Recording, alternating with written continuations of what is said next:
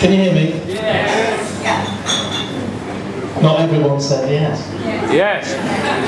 Okay, you're in the wrong group.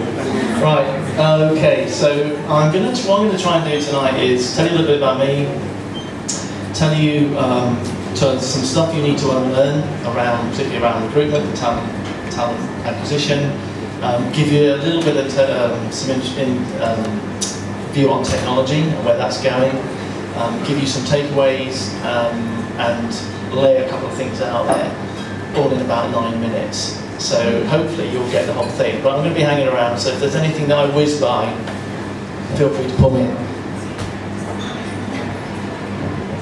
So the first thing I want to talk about is experience, as in your work experience.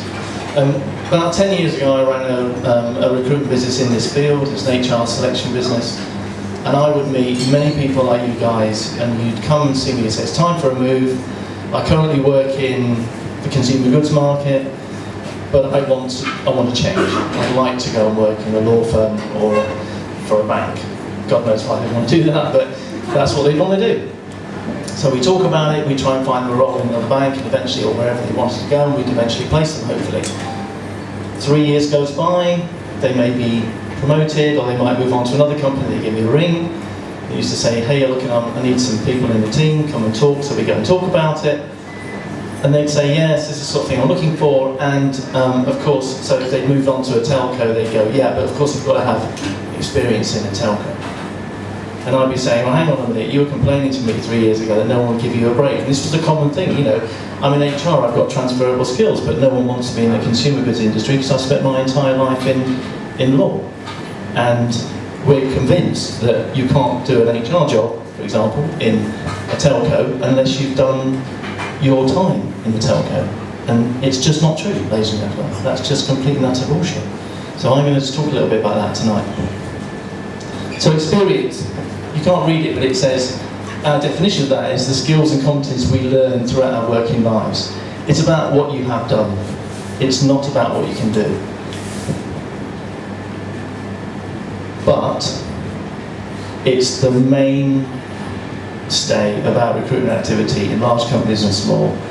We're looking at the CV. It's our primary way of assessing somebody, which is all about what they've done, not about what they're going to do.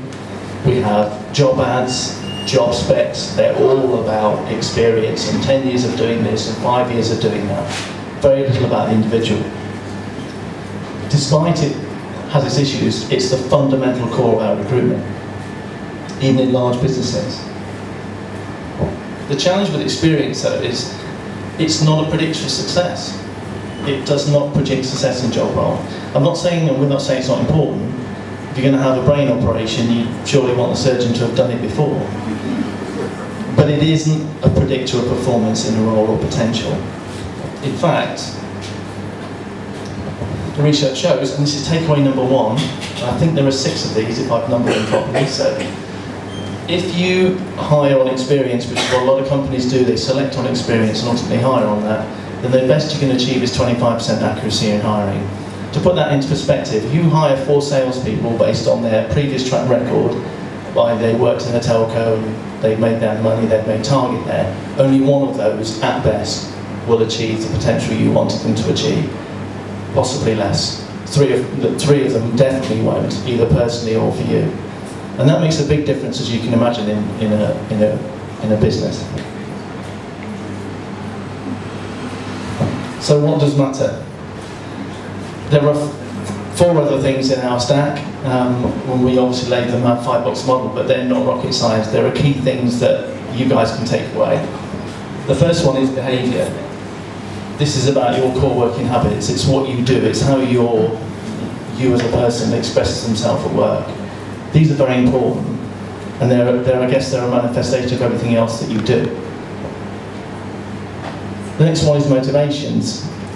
The intrinsic and extrinsic things that actually get you going, get you out of bed. These things are incredibly important because it's how much energy you put into what you think is appropriate for you to do.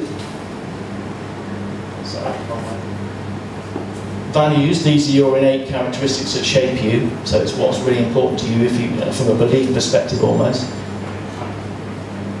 And then intellect, this is the one that always causes the fights. In our language, this is your ability to take in information, process it, and retain it. And the way we describe this is the difference between, say, a village railway station with one train coming in and going out, and Clapham Junction with about 1,000 trains coming in and going out. Your ability to manage one or those ends of the extreme is what we talk about when we say intellect. And the reason they're in that order isn't because their intellect is any more important than anything else, although again, something that we've laboured on in this, particularly in the Western world, is how important intellect is, or intelligence in a role, and that's, again, it's not true. But it is the hardest thing to change. Your level of ability, your cognitive ability is the hardest thing to change. Values are set at an early age. They can rarely be changed unless you have a traumatic life experience. And then motivations are less so. And the mix is, if you do all of those things appropriately, you can increase your chances of hiring accurately. So the message is, stop looking at experience and start looking at these other things, because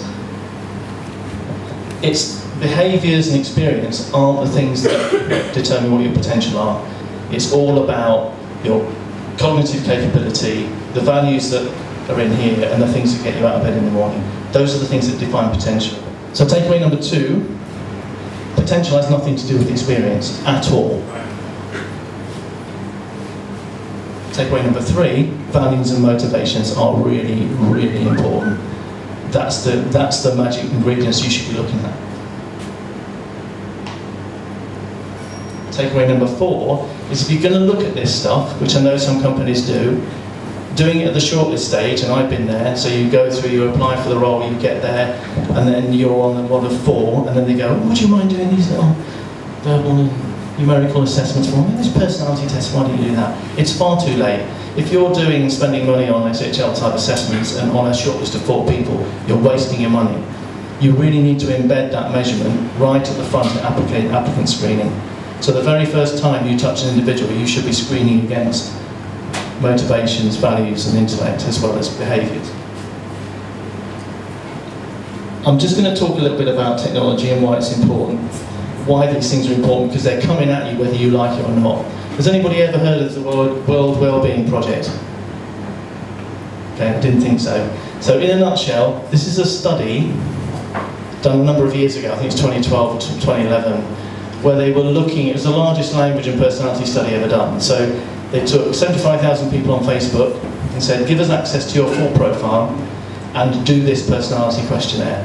And effectively what they've been able to do is they were able to correlate personality against the language in the Facebook updates and the likes that were being done. So I'll just show you a few examples. What they're able to do is to take the words, and in personality terms, if you're more open, you tend to talk about things like the universe, music, dreaming, writing. If you're less so, then you use a different set of words. This is very sophisticated, very simply put here, but it's very sophisticated stuff. There's another one, if you're an extrovert, you're more likely to use words like can't wait, party, beach, love, baby, and girls. If you're less extrovert, then you're sort of talking about manga and anime and Pokemon, apparently. So this is the best one. So if I'm female, I'm talking about shopping, I'm excited, I love you, and I can't wait. And if you're a guy, it's, well, fucking hell, whatever shit that is. PS Sweet, my girlfriend. The point is that this research has been going on for a long time, and I've been speaking to a bunch of guys at Cambridge that were responsible partly for this, and that research is going on right now. We're working with them on it. Looking at this stuff is more accurate than getting you to sit through an SHL type assessment or a traditional assessment. It's more accurate, which is quite a shocker for the industry, because it means that without doing an assessment, for example by logging in with your Facebook profile or your LinkedIn profile, we can get an assessment of your personality just by doing that. It's quite a scary thing. Xerox are using technology like this. They're no longer looking for experienced hires in their call centres. They've been able to open up a whole new talent pool because they put experience to the side and use some pretty sexy machine technology which looks at this stuff to determine actually what makes a great player in their business for their call centres. pretty advanced stuff. So the takeaway number 5 is social stuff. If you're not on social media or at the moment, or if you're not really engaging with it and you're not looking at what it's doing, you really, really must. Because all the smart money in HR technology around selecting, around identifying potential is all going into that stuff. And that's what I think is a message you've got to get with that and understand what's happening. And I think the last takeaway I've got is the war for talent is an urban myth. Right? There's plenty of talented people out there, it's just we don't know what it looks like, and we don't know how to see it. And for as long as you go on creating a job spec, and a boring people spec, and then start getting CVs into your ATS, you're going to have this problem. You will be a victim of this urban myth. And we really need to change it, because there's too many talented people out there getting overlooked because they don't have 5 years in X or they've not worked in marketing before. And to me, it's a total crime. So I'd say my challenge to you, if any of you are involved in recruiting or run recruitment teams or do recruitment, get a copy of this image and stick it on every wall where recruitment is taking place, because that really sums it up for me. Are you really interested in the last 10 years or the 10 years you're going to buy them for? That's the money shot. So take a copy of that, stick it on your wall. That's me.